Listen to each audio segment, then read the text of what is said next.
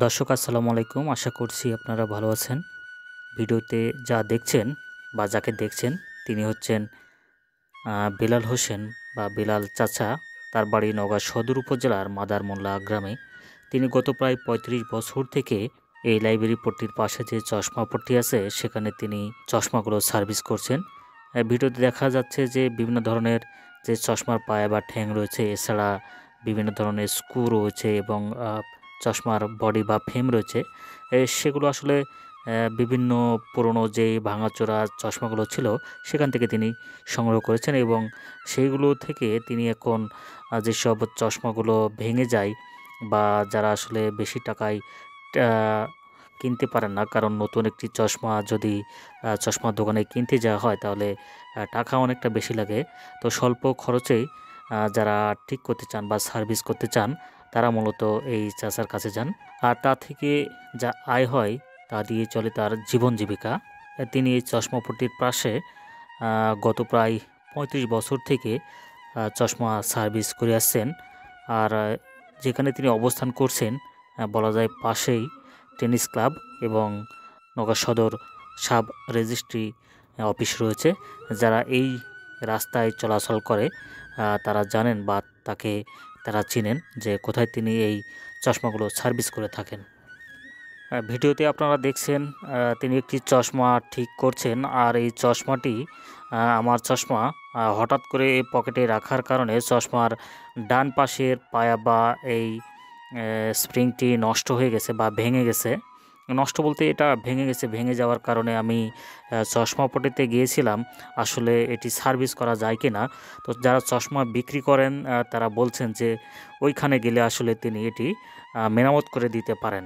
তো যা হোক, তাকে খুঁজে বের করে আসলে এখানে আমি চশমাটি দিলাম এবং তিনি বেশ কিছু যেসব পুরনো চশমা রয়েছে সেখান থেকে এই আকারের চশমার একটি বের করলেন, চশমার ফ্রেমটি বের করলেন, সেখান থেকে স্প্রিংটি খুলে আবার এখানে লাগিয়ে দিচ্ছেন। তিনি এই চশমাটি সার্ভিস করে দিতে বা স্প্রিংটি লাগিয়ে দিতে আমার কাছ থেকে 50 টাকা মজুরি নিয়েছেন। শুধু মজুরি বলতে তিনি স্প্রিংটি লাগিয়ে দিয়েছেন এবং প্লাস তিনি যে কাজ করেছেন এই দুটার মূল্য বা মজুরি 50 টাকা। তিনি অনেক বেশিও নিতে পারতেন, যেহেতু তিনি আসলে পেশাদার জীবন জীবিকা এটা করে নির্ভর করেন। যার কারণে যে ন্যায্য মূল্য তিনি সেই ন্যায্য মূল্যই আসলে আমার কাছে মনে হয়েছে ন্যায্য মূল্যই তিনি নিয়েছেন। তা অনেকেই আসলে এখানে স্বল্প খরচে চশমা যে বিভিন্ন ফ্রেম স্প্রিং দরকার বা যাদের চশমা নষ্ট হয়ে গেছে, দেখা যাচ্ছে কারো চশমার ঠ্যাং ভেঙে গেছে বা কারো চশমার স্প্রিং নষ্ট হয়ে গেছে, মূলত তারা স্বল্প খরচে এখানে এসে চশমাগুলো সার্ভিস করে নিচ্ছেন। সার্ভিসের কাজ প্রায় শেষ, এখন শুধু স্ক্রু লাগিয়ে দিলেই এটা মেরামত হয়ে যাবে।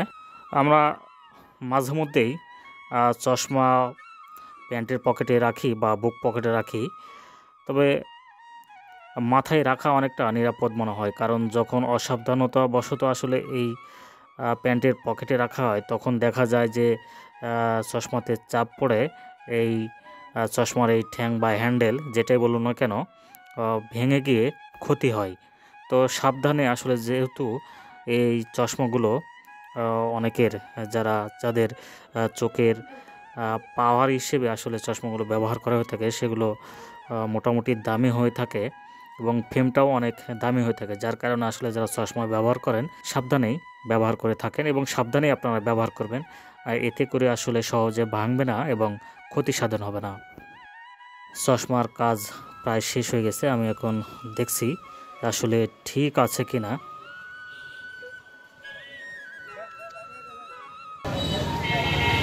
এই হচ্ছে চশমা, এটার ডান পাশের ফ্রেমের স্প্রিংটি ভেঙে গিয়েছিল।